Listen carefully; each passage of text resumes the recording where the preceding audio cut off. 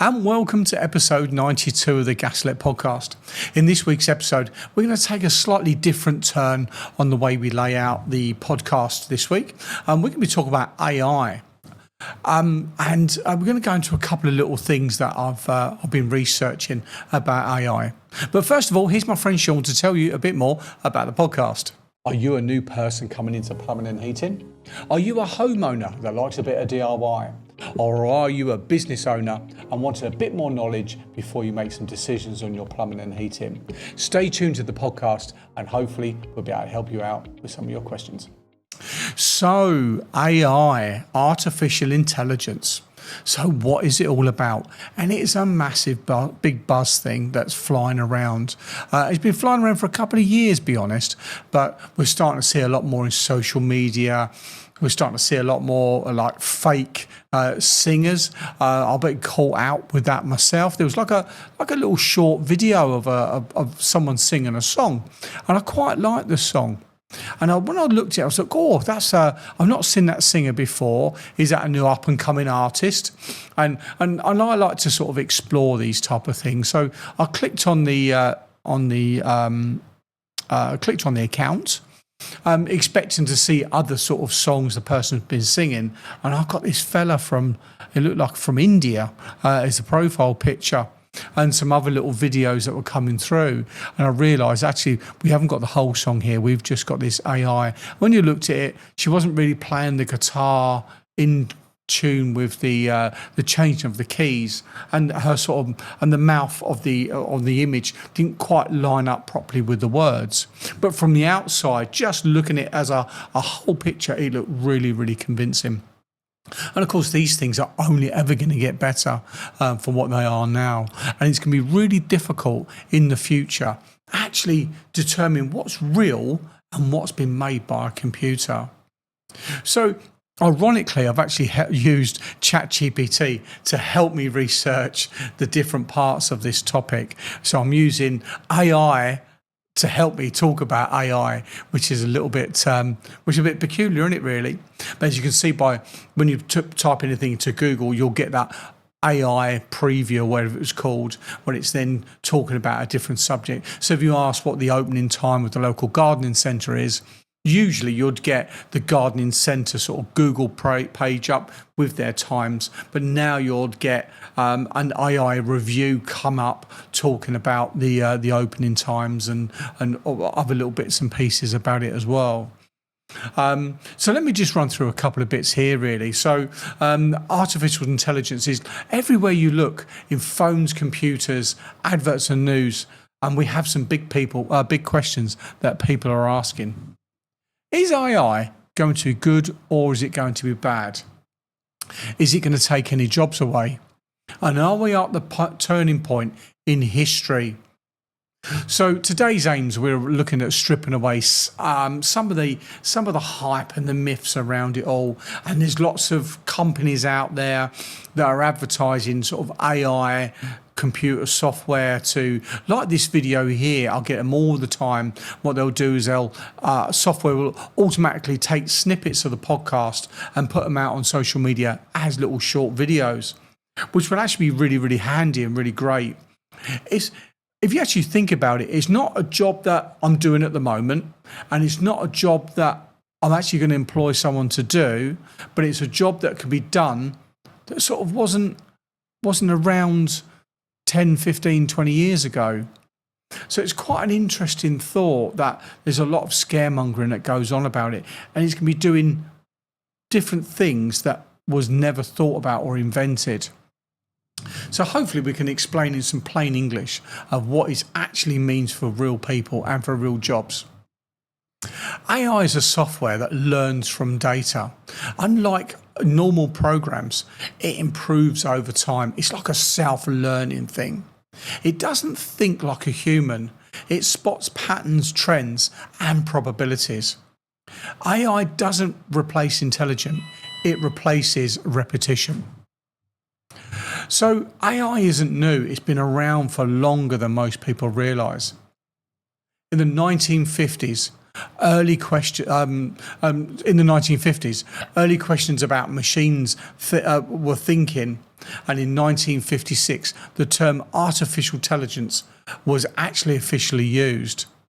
And early systems were very slow and limited, and big breakthroughs only happened when computers got faster and data become widely available. And in 2020s, AI finally reached everyday life. So stuff like your spam email filters, your sat-nav and traffic predictions, your Netflix and Amazon recommendations, voice assistants, fraud detection by banks, and we've trusted AI for years. It's just we didn't call it AI.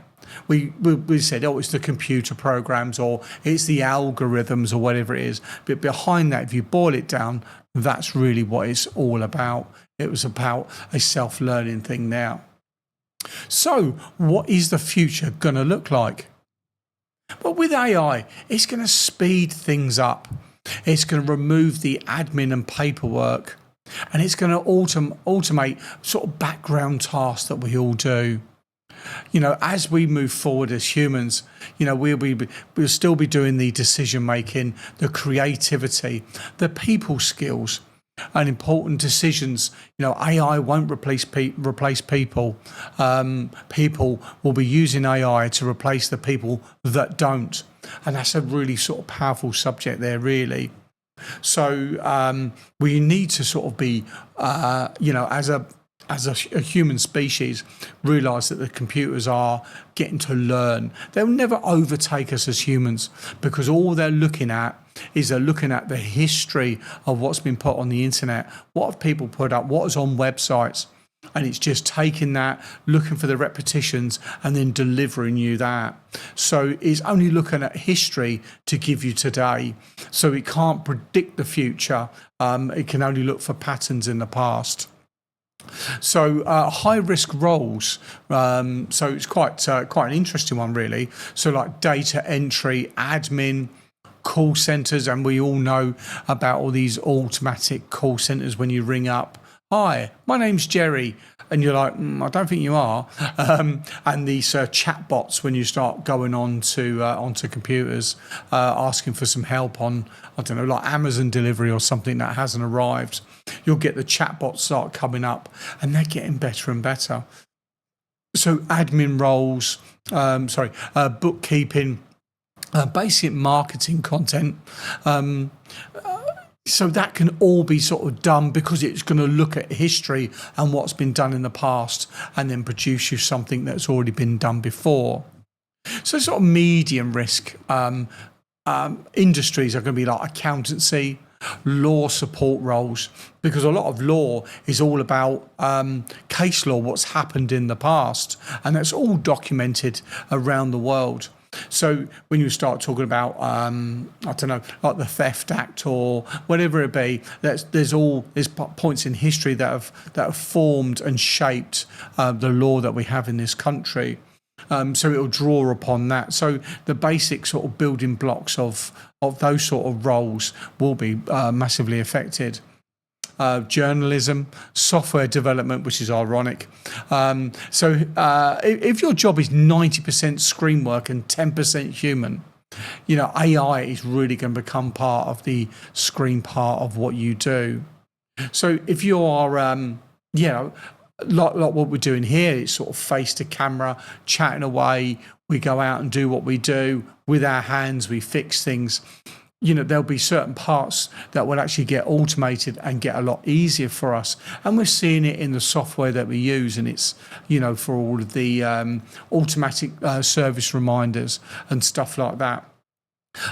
So for what we do here at Gaslec, but yeah, so from that side, it's going to become a lot different.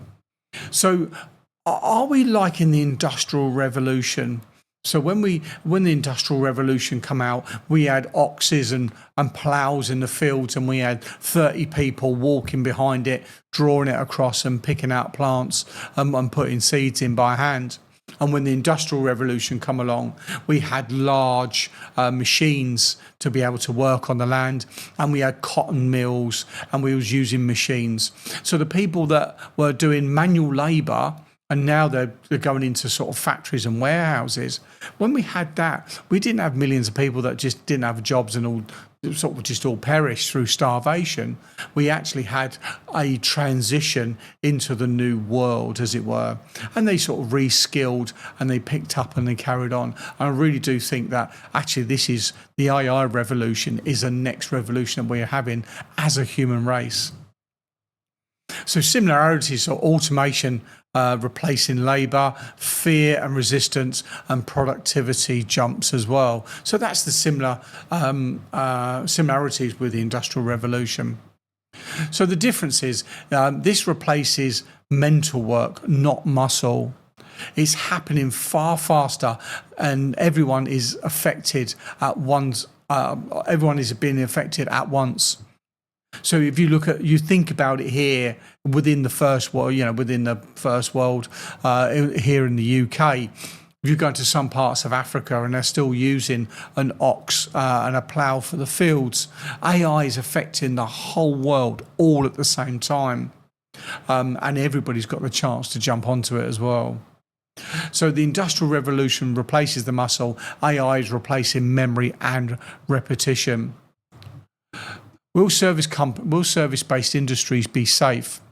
So AI struggles with unpredictable environments, obviously physical work, emergencies, accountabilities, human trust, but it will help with quoting, scheduling, diagnosis, and stock and admin. So AI won't replace engineers, it will replace the paperwork delays and some of the guesswork, what was coming up. And every major revolution causes fear, and winners aren't the strongest or the smartest. They'll be the ones that adapt it first.